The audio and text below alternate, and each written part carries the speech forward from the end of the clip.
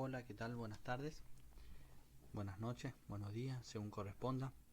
Acá le traigo la otra parte que había quedado debiendo sobre las drogas de terapia intensiva, los que comúnmente ocupamos, sobre todo la dopamina, la dobutamina y amiodarona. ¿Sí? Les invito también a ser partícipe de las clases que vamos a ir realizando, sobre todo de fisiología respiratoria, la introducción a los fármacos respiratorios, luego la clase de asma, los fármacos de asma, EPOC con su fármaco respectivo, todo dado por el servicio de terapia intensiva, como también con el apoyo y las clases dictadas también por el servicio de kinesiología intensiva. Vamos a ir empezando con respecto a esto. Después las clases se grabarán y se podrán ver en la web de la terapia.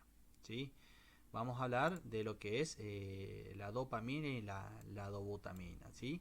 Son dos fármacos que son simpático-miméticos.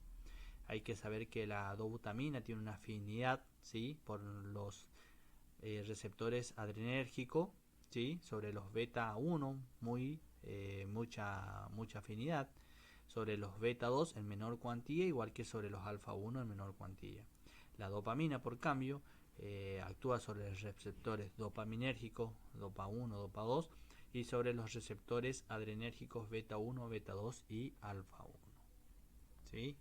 Para ir empezando de estos dos fármacos, vamos a hablar primeramente de la dopamina. La dopamina es un precursor de la noradrenalina, es un paso previo a ser la catecolamina más abundante en el cerebro y bueno, particularmente en el núcleo caudado. A nivel cerebral va a desempeñar un papel como neurotransmisor. La dopamina va a estar agrupado por receptores, ¿sí?, por receptores D1 que van a activar a la adenilatociclasa y por receptores D2 que van a inhibir a la adenilatociclasa. Algunos de estos receptores también se expresan periféricamente, lo cual va a explicar el efecto cardiovascular de la dopamina. En dosis bajas, la dopamina activa el receptor D1, que produce una vasodilatación, aumento del flujo sanguíneo renal, aumento de la filtración y eliminación de sodio. Esto tal vez en dosis baja está todavía un poco discutido, ¿sí? Está un poco discutido y últimamente hay evidencia en que no demuestra que aumente el filtrado glomerular, ¿sí? Dosis más alta va a activar a los receptores beta 1, ¿sí?, miocárdico, y va a ejercer sobre todo un efecto ionotrópico positivo. Por ello va a aumentar la presión arterial sistólica sin afectar la diastólica. Y en dosis muy alta va a activar ya los receptores alfa 1 y va a producir una vasoconstricción. ¿Sí? El tiempo de vida media de la dopamina en infusión es menor a 4 minutos. Como dijimos, los efectos va a ser dosis dependiente, ¿sí?, que sería una dosis baja para haciendo la comparativa 0,05 a 2 microgramos kilo, perdón, 2 microgramos, ¿sí?, o gamma kilogramos hora. Va a actuar sobre el receptor de 1 periférico, de 2 activa la liberación de renina, de aldosterona y de noradrenalina. De 3 a 5 gamas actúa sobre los receptores beta 1, ionotrópico y cronotrópico positivo. Y sin embargo, si aumentamos más todavía, va a actuar sobre receptores alfa, por eso va a aumentar la presión arterial, va a aumentar la poscarga, ¿sí?, y la presión de la arteria pulmonar también. Entonces, cuidado con la dopamina en las dosis que vamos a ir ocupando. El tratamiento que vamos a ocupar básicamente cuando hay una alteración del flujo sanguíneo, cuando hay una insuficiencia cardíaca, en el shock cardiogénico, en el shock séptico está indicado, pero como segunda línea. ¿Qué tenemos? ¿Sí? Hay que saber que también que la dopamina tiene un efecto progresivo y un efecto ionotrópico con el tiempo. O sea, ¿qué significa esto? Que va pasando el tiempo y los receptores se van a expresar en mayor cuantía, por lo tanto va a ir disminuyendo la dosis de esta droga y se va a hacer más resistente, por llamarlo así. Se va a pasar en gamma kilogramo hora. ¿Cómo lo vamos a preparar? Vamos a ver primeramente qué concentración. Vamos a tener 400 miligramos, ¿sí?, de la droga, o sea, 2 ampollas, cada ampolla trae 200 miligramos. Lo vamos a diluir en 250 como volumen final, llevando a 1600 microgramos por mililitro, ¿sí? Si lo comparamos en gramos, vamos a tener 1,6 miligramos por mililitro en la preparación habitual. Vamos a ver un ejemplo. El ejemplo tiene un paciente de 80 kilogramos y lo vamos a infundir a 5 gamas. La fórmula que vamos a emplear para inducir esta droga va a ser la indicación 5 miligramos por el peso que va a tener el paciente por 250, que es el volumen final de la dilución, y lo vamos a dividir por 400.000, que son la cantidad de gamas que tenemos en total de la concentración. Todo esto lo vamos a multiplicar por 60 y nos va a indicar los mililitros a infundir, o sea, los mililitros a indicar en la bomba de infusión. La otra droga a tener en cuenta es la dobutamina.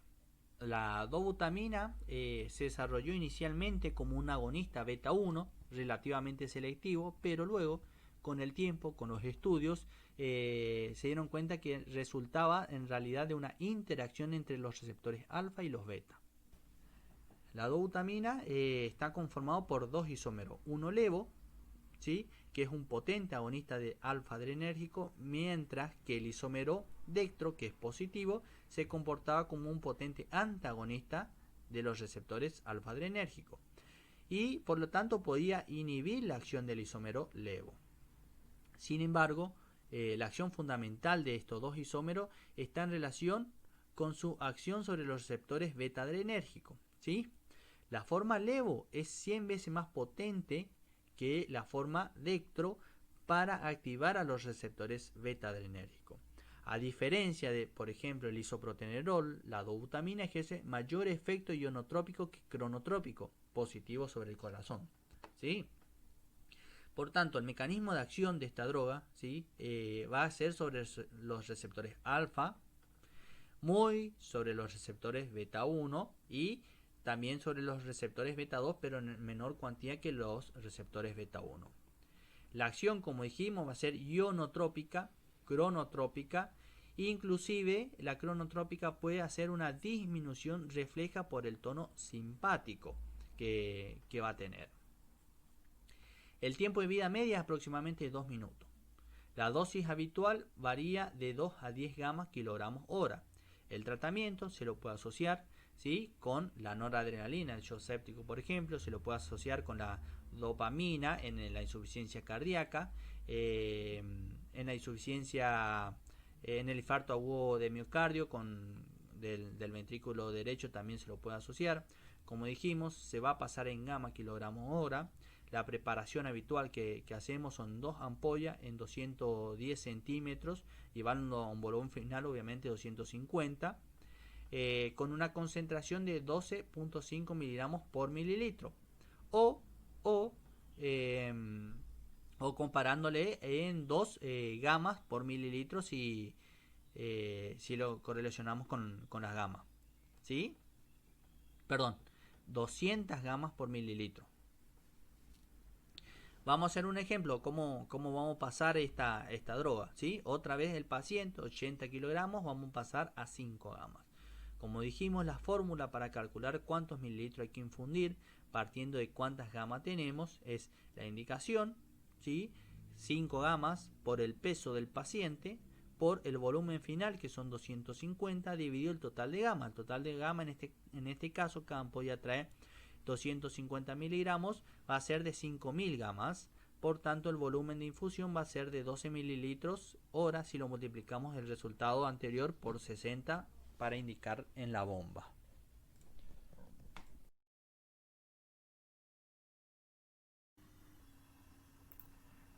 Bueno, uno de los fármacos que también vamos a hablar son los nitratos. En realidad vamos a hablar más de la nitroglicerina, pero bueno, el mecanismo de acción es en general.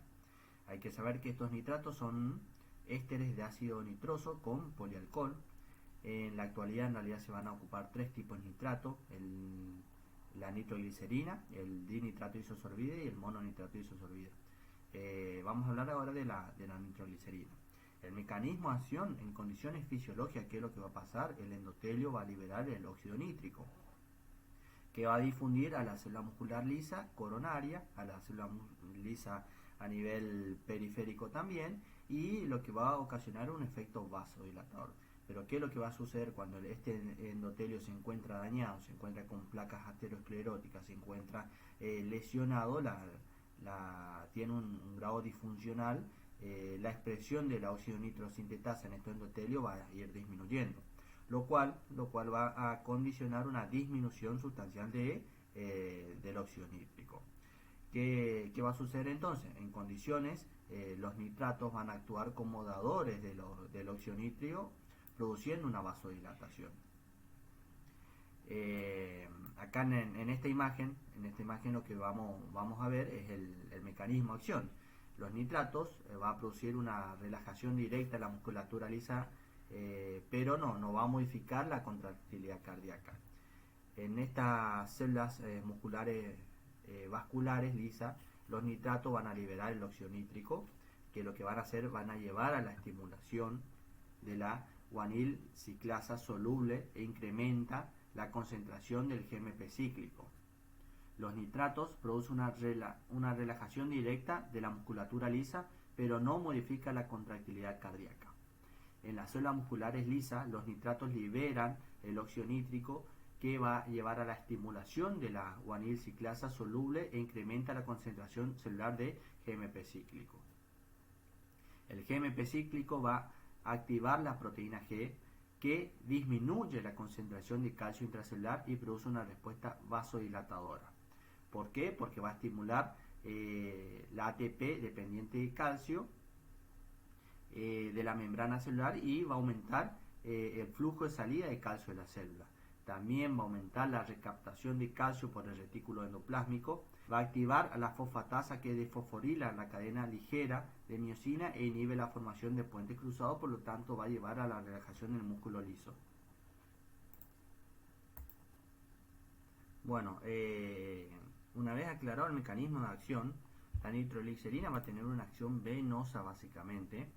El tiempo de vida media es de 1 a 3 minutos y la dosis habitual se maneja en 5 a 100 microgramos por minuto, donde hay que ir titulando esta droga para correlacionar su efecto, aumentando de a 5 microgramos por minuto. El tratamiento que lo vamos a ocupar es básicamente en las enfermedades cardíacas coronarias con dilatación de los vasos epicárdicos, va a aumento del aporte de oxígeno, disminuye la precarga y también en la insuficiencia cardíaca hipertensiva. La concentración que vamos a hacer mediante la preparación habitual va a ser 2 ampollas en 240 centímetros, llevando un volumen final de 250 centímetros en dextrosa al 5%.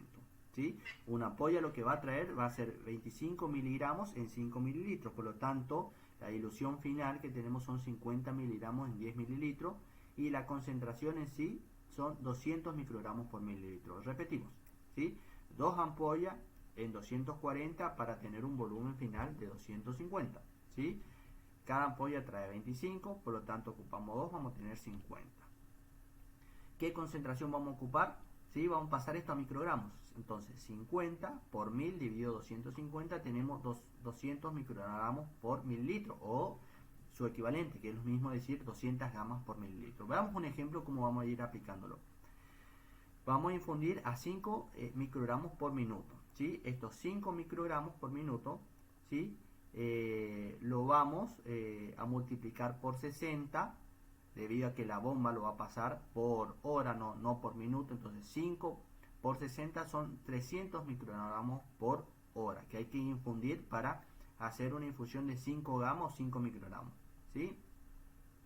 Si tenemos la concentración de 200 microgramos por mililitro en la concentración, significa que la infusión que hay que empezar es a 1.5 mililitros hora, e ir aumentando de 1.5 mililitros cuando vamos haciendo una titulación ascendente. Otro ejemplo, ¿sí? Vamos a infundir ya a 15 gamas por minuto, hacemos 15 por 60, son 900 gamas hora que hay que pasar. Si un mililitro tiene 200 gamas, ¿sí? 900 gamas va a corresponder a 4.5 mililitros. Bueno, esto fue todo con respecto a la nitroglicerina. Vamos a pasar de hablar de la amiodarona como último sliding, y cualquier duda, pregunta, pueden hacerlo por los canales de chat habilitado, por el blog. Así que bueno, les espero en el próximo aporte, que vamos a hablar de lo que sea farmacología respiratoria como método de introducción, y bueno, ir desarrollando cada uno de estos. Bueno, la otra droga a tratar es la amiodarona.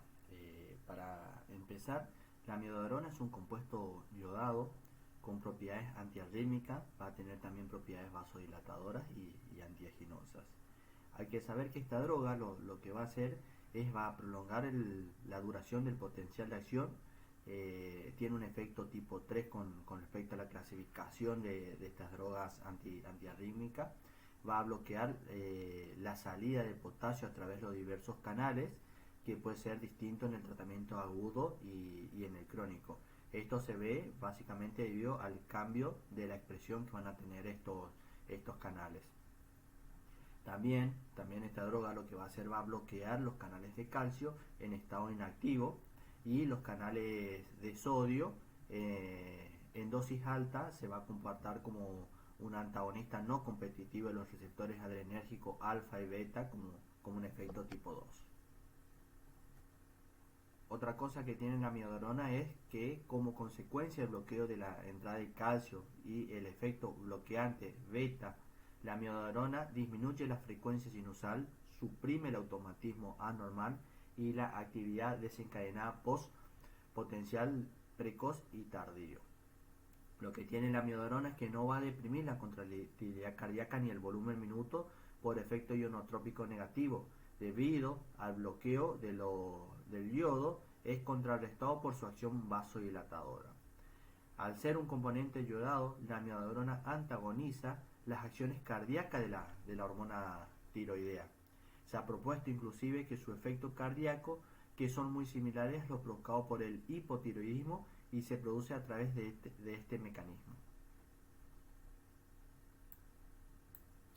Las indicaciones de la administración de esta droga: es eficaz en el tratamiento de las taquiarritmias supraventriculares y ventriculares.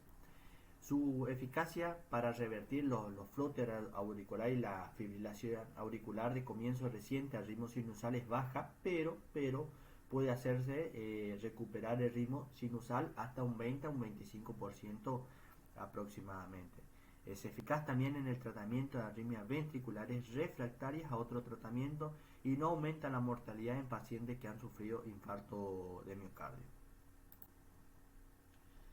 El tiempo de vida media de esta droga es bastante bifásica. Cuando lo ocupamos en el tratamiento agudo, varía de 2 a 10 días para la eliminación completa de esta droga. Sin embargo, cuando el uso es crónico, puede variar entre 26 a 107 días, con una vía media aproximadamente de eliminación de 55 días. La dosis habitual en el tratamiento agudo son 300 miligramos, 2 ampollas en 15 minutos a pasar, y de mantenimiento son 45 miligramos hora por 24 horas, aproximadamente 7 ampollas en 500 a pasar en 21 mililitros.